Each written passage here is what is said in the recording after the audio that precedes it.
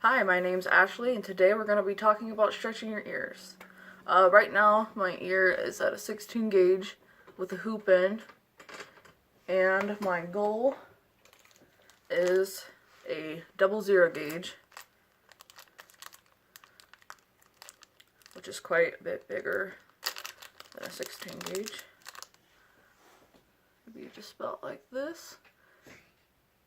And you can see how much bigger that is than a 16 gauge. But I'm going to be giving you some tips and tricks on how to do it the right way. I've seen a lot of people that have always had their horror stories when they're in middle school stretching their ears, not knowing how to do it. I have a kit with me, starting from 14G, which will be my first stretch, going all the way up to 00. And they come with 2 tapers, with some O-rings, and these little baby gauges. And I also bought some vitamin E oil, which has jojoba and I think rosehip. I don't know how to pronounce that. It's really good for helping your ears heal, giving all the good nutrients, blood flowing. Today you're going to witness me going to a 14 gauge, yay! And a good recommendation for stretching is you need to have metal gauges. These are actually stainless steel. A lot of people use acrylic, but acrylic's too porous, so I always recommend something metal. I have surgical stainless steel. Mine are black because, you know, aesthetic. But anyway, I'll show you how I'm going to do this. First, I'm going to take my hoop out. I just have a horseshoe hoop in. Just gotta unscrew the ball on these. I always have them real tight because it seems like if I don't have my balls screwed on real tight, I'll lose them. Or my cat will try to chew on them and potentially eat them. They love chewing on Dory. Got my little ball.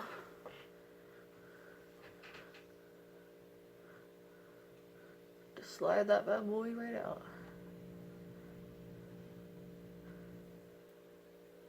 There we go. Definitely want to screw this on right after you take it out, that way you don't lose that.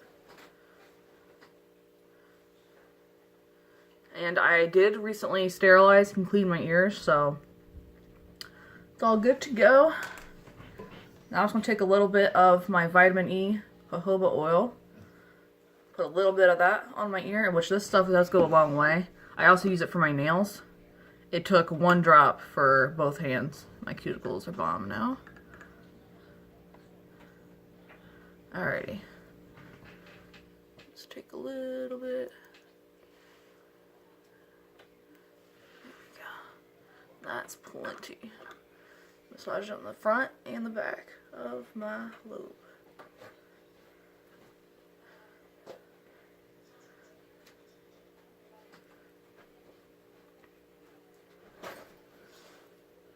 Alright.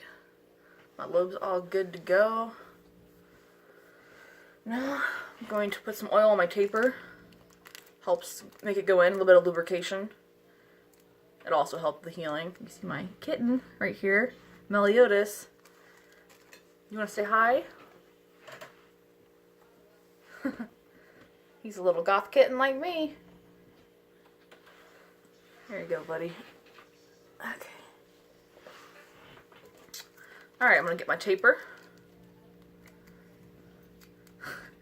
He's so interested in what I'm doing right now.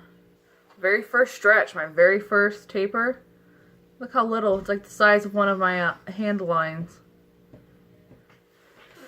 Alright, so the first thing I'm going to do is remove my O-rings from the taper, which, by the way, I have heard from all people that have stretched their ears that you will lose these.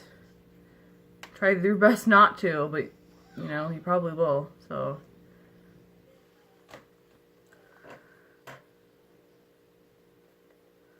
Okay. Now I'm just going to lubricate my taper. Again, just to help it go in a little bit smoother. Plus that vitamin E helps promote healing. Because even though you're not piercing your ear when you're stretching up, it is still healing like a new piercing. That's why you need to wait a month or two in between. I would say usually a month in between the smaller stretches, but when you get up closer to probably a 6 gauge or even a 4 gauge, you might have to wait 2 months between stretches. Alright, so I have my taper here. It's oiled up, ready to go. And then all I do is take the very small end and just push it right through. And you see how easily that went through? It shouldn't hurt at all. It didn't hurt me at all. I've also had my ears pierced for... I've had them pierced for... Since I was 13, I'm 22, so I guess almost 10 years. Now I can just let that chill in there. You can put your little O-rings on to help the taper not fall out while you're getting your little baby gauge ready, but I'm not doing that. Alright, gotta take my O-ring off of the gauge. See, it's just a little tiny gauge, little tiny O-ring. Oh, there it went on the ground. And then all you do is pull this through, and you follow this right in front of it. Just line it up perfectly. Put that right through. And there you go. It's my first stretch right there. Now that I have the gauge in my ear, I have to take my little O-ring. Let me show you how little this thing is. There's my pinky. This thing is so tiny. My hands are oiled up from that jojoba oil too, so this should be fun. Just gotta find my little baby gauge.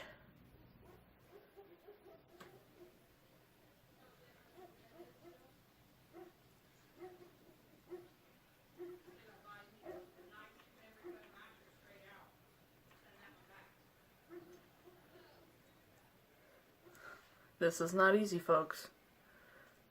It's so little. I feel like I need little Barbie hands to put it in my ear. Okay, so I tried to get the little tiny O-ring on, and it is impossible. So I'm just gonna be careful. I actually took my other earring out just to try and help the ordeal, but it's just so tiny. It just will not go on. So I'm just not gonna put it on. Honestly, it probably will be fine anyway. It's probably only gonna be a problem with the first two, because it looks like after the 12G, and maybe even the 12G will be easier, but it looks like after the 12G, like it'll be, like you can just see the difference. Like here's the 12, and then you can see the 10 beside it here. It's a lot bigger. I don't think those ones will be quite as hard. It looks like by the 10 or the 8, I might actually be able to see through my ear too with these tunnels. That's very exciting. Well, anyway, now that I'm done screwing with the O-rings, I'm going to go ahead and do my other ear. Just got to slip my O-rings off again. These little suckers don't want to budge. Like, they're good O-rings. They will do their job if you can get them on. But have fun getting them on. I have given up on that. Okay. O-rings have been removed.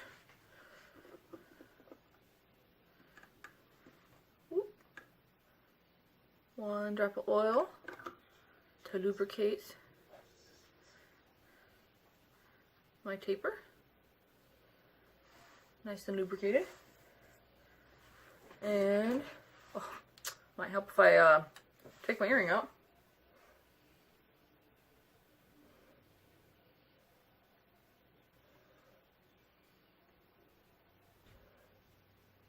Now my hands are oily from putting that on the taper. So now this does not want to come off. My hands are so oily, I have to use my shirt.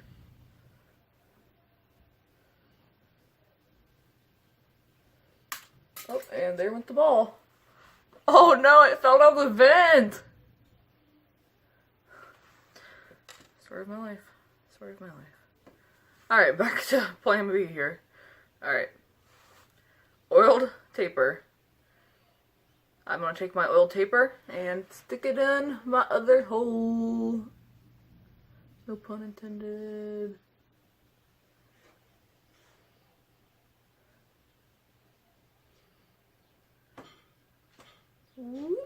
There we go. And that's as easy as it should be. Should go in right, just right in, nice and smooth, no pain. That's how you know that you've waited long enough, which, I mean, this is my first one, but you'll see if, as you go through your own journey. Take my little baby gauge again. Just line it up with your taper.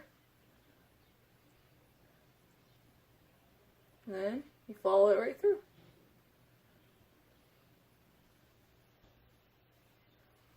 And that's all there is to it. These are now my gauged ears, which you can see how tiny the first gauge is. It's smaller than my earring. It's so little. And again, I'm not putting O-rings on the back because that's a pain that I don't want to deal with. And there's my two little tapers. Might even rub just a little bit more oil on them. Help with the healing process. But look how little they are. They're so small. It's like the size of my little freckle or mole or whatever.